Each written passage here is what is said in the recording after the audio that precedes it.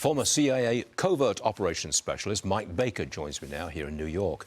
I want to know, does the CIA know exactly what's going on inside Iran? I presume the Israelis do. I figure we do too. Yeah, if the Israelis do, we probably have a very good picture, right? No matter how close you are with your allies, your liaison partners, so you never expect that you're going to get 100% sharing of information.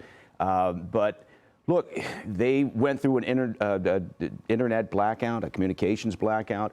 The whole point of what the regime has been doing over the past few days has been to hide the killing, to limit the images that come out of there.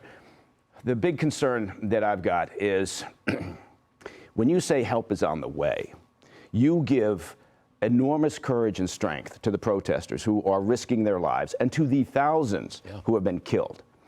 If that help turns out to be diplomatic pressure to stop the killing or some additional economic sanctions, we're going to get the same result here that we've had for decades, which is protests, in this case, much bigger protests spread across all 31 provinces, and then it's going to stop because the regime will kill their way out of this unless something changes. That's been their track record. So my follow-up question is, do we know where their generals are? Because the Israelis do, and we can always threaten to kill them. Well, and that's the thing. Demonstrators. When they say help is on the way, what does that mean? Does it mean kinetic action? Yeah, there's a missile going to his bedroom. Right. I mean, and what do? Do you target the military facilities where they're housing the units that are responsible for going out in the streets and stopping the protesters? Do you go after specific generals? Now, we took out, or the Israelis took out a lot during the 12-day war. So, but again, the big concern here is, if this ends by the White House saying, well, they've agreed to stop the killing. Oh, great. Okay, so they've killed maybe upwards of 20,000 people, depending on what conservative estimates are. Conservative estimates are 2,500, 3,000. Likely estimates, the top end is maybe 20,000, something above that. So you're probably in that, this is terrible to be talking about, but 10,000 maybe protesters.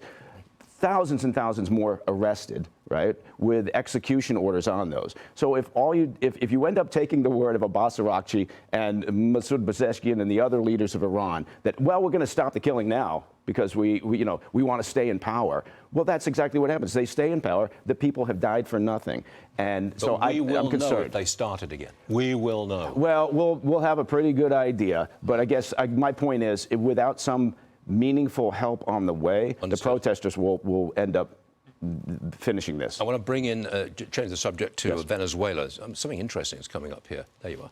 A new poll from The Economist shows that Venezuelans feel that Trump's ousting of Maduro has offered them a better future.